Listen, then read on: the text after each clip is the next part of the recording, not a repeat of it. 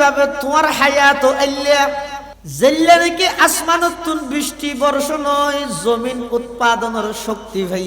ঠিক তেমনি ভাবে তোমার বাফর ফিডতুন এক ফোঁটা নাফাক পানি তোমার মার রেহেমত মধ্যে আল্লাহ লগি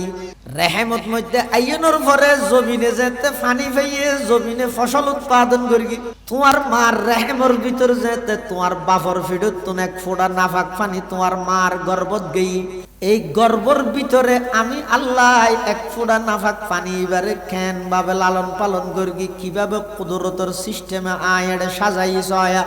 এক ফোঁটা নাফাক পানি যেই পানি শরীরতুন বাইর হইলে উজু বানাইলেও ফাঁক নয় আগাগোড়া শরীর দুফিলা ভরে দে গোসল করা ভরে দে গোসল ফরজ হয়ে যায় ইল্লা খদিন নাফাক পানিতুন আমি আল্লাহ তোমার সৃষ্টি করি তুই কি লইয়ের অহংকার কর